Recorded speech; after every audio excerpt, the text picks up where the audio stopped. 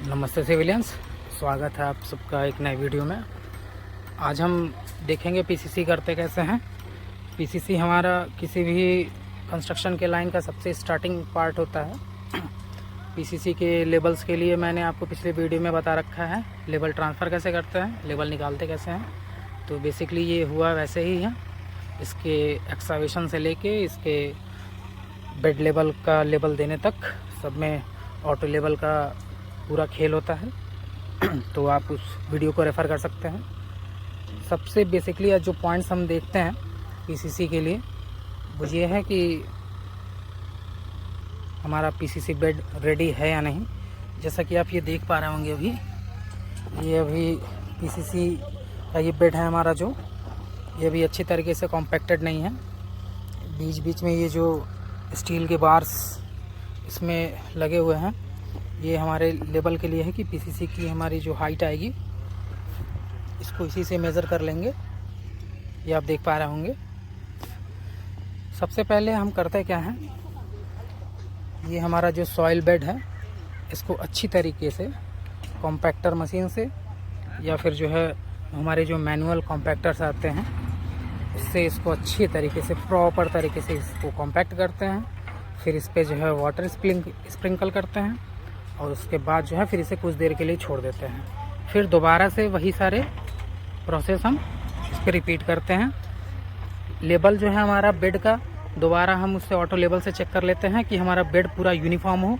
अगर बेड हमारा पूरा यूनिफॉर्म नहीं रहेगा, बहुत अच्छे से हमने मान लीजिए पीसीसी के लिए हमने जो बेड रेडी किया है बहुत अच्छे तरीके से मान लीजिए हमने इसको कॉम्पैक्ट कर लिया, फिर भी अगर कहीं अंडुलेशन है, कहीं अगर हमारा बेड लेवल नीचे है और कहीं ऊपर है, तो उससे प्रॉब्लम ये होगा कि हमारी जो कंक्रीट की कंजम्पशन है वो ज़्यादा हो जाएगी। फिर अगर एज अ कॉन्ट्रैक्टर आप काम कर रहे हैं तो आपको रिकन्सिलेशन में दिक्कत होगा, और यदि आप कॉन्ट्रैक्टर हैं तो फिर आपको बिल में ज़्यादा दिमाग लगाना पड़ेगा कि हाँ इतना रिक्वायरमेंट था, इतना कंजम्पशन होना चाहिए था और इतना नहीं हुआ।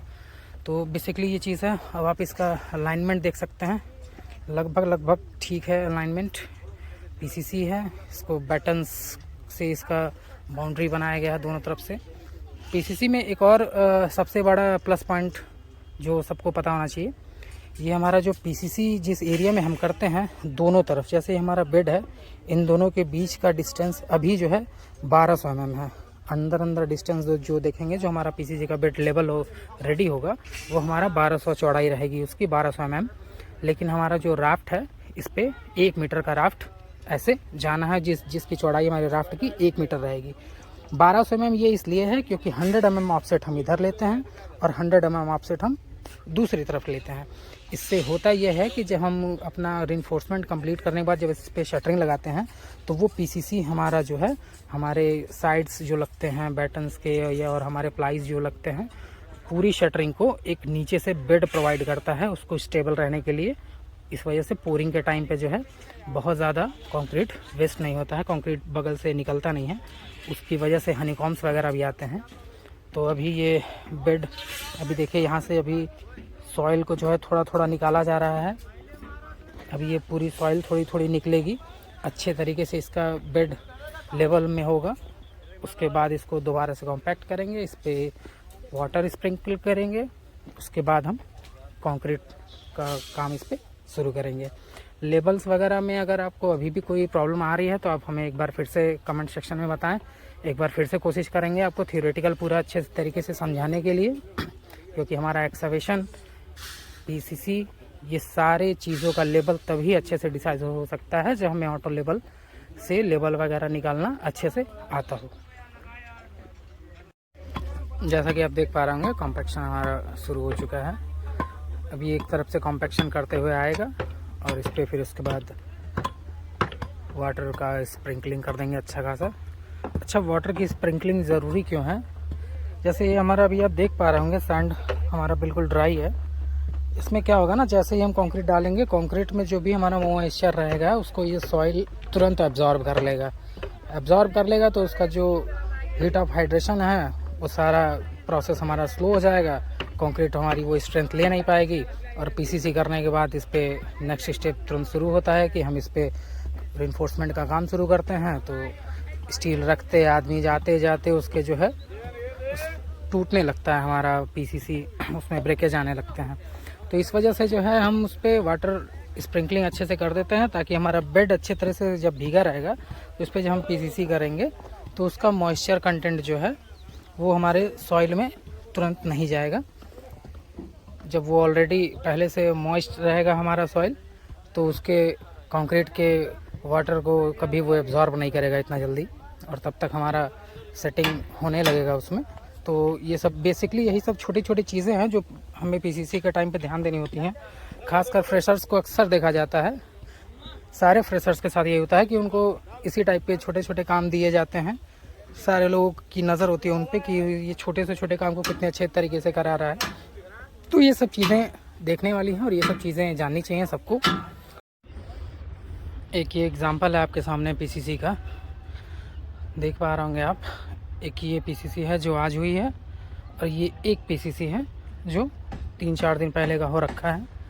ये आप देखिए, इसको इस तरीके से ये दोनों पीसीसी का जॉइंट बनाया गया है। बहुत ही गलत तरीका है ये, इस तरीके से आपको कभी ये काम नहीं करना है। ये मैं सारी चीज़ें आपको एज़ पर साइड जो चीज़ें साइड पे होती हैं, ये चीज़ें सारी चीज़ें कोई भी बंदा यूट्यूबर हो या फिर कोई भी हो जिससे आप सीखने जाओगे, वो आपको कभी ये सब चीज़ें नहीं बताएगा कि किस तरीके की चीज़ें साइड पे लोग परफॉर्म कर देते हैं। ये देखिए, ये भी एक परफॉर्मेंस ही है कि साइड पे इस तरीके का काम हुआ है। आपको कभी ये नहीं करना है, क्योंकि कभी भी अगर किसी का विज़िट हुआ, आपके सीनियर अधिकारी का भी अगर विज़िट हुआ, तो ये डायरेक्ट आपके इंक्रीमेंट के टाइम पे, जब भी वो टाइम आएगा, आज नहीं आएगा 6 महीने बाद आएगा, जब भी आएगा तो वो सारी चीज़ें उसके दिमाग में रहती हैं कि हाँ ये साइड देख रहे थे और इनके साइड पे मुझे ये कमियां समझ में आई थी। अगर आपका पीसीसी कम पड़ गया है या आपको पीसीसी कहीं पे ख़त्म ही करनी है, तो आप उसको एकदम सीधा बैटन लगा के उसको ख़त्म करेंगे, ताकि अगला पार्ट आप वहाँ से स्टार्ट कर सकें। और पीसीसी जब भी ख़त्म करें तो उसको टेपर कर दें आगे से, बिल्कुल उसको वर्टिकल ना रखें, उसको हमेशा टेपर कर दें सीधा, और फिर उसको फ्लैट। जैसे कि आप ये देख पा रहे होंगे, ये कोई सही तरीका नहीं है। हालांकि इस पे एक्शन लिया जा चुका है। ये अब इनके बिल से ये सारा कंक्रीट का क्वांटिटी इनके ऊपर डेबिट जाएगा, और ये दोबारा से इसको तोड़ेंगे और दोबारा ये काम करने वाले हैं ये। तो आपको ये सारी चीज़ें ध्यान देनी है। तो जब भी पीसीसी का काम आप करें, कोशिश करें कि इस टाइप के पैचेस ना हो।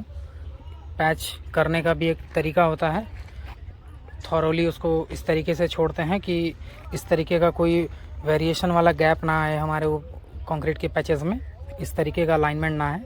अगर पैच किया भी है तो ये भी बिल्कुल वर्टिकल होना चाहिए था और वो भी बिल्कुल वर्टिकल होना चाहिए था। तो आइए आगे एक आपको पीसीसी का और एग्जांपल दिखाते हैं। पीसीसी की थिकनेस बहुत ज़्यादा इम्पोर्टेंट होती है। पीसीसी जब भी राफ्ट की पीसीसी करते हैं तो depending on the structure, type of structure, और हमारा जो स्ट्रक्चरल ड्राइंग जो कहता है उसके हिसाब से हमें पीसीसी की थिकनेस देनी होती है। यहाँ एटलीस्ट आप जब भी देंगे तो एटलीस्ट 100 mm का 4 इंच का पीसीसी का थिकनेस आप देंगे।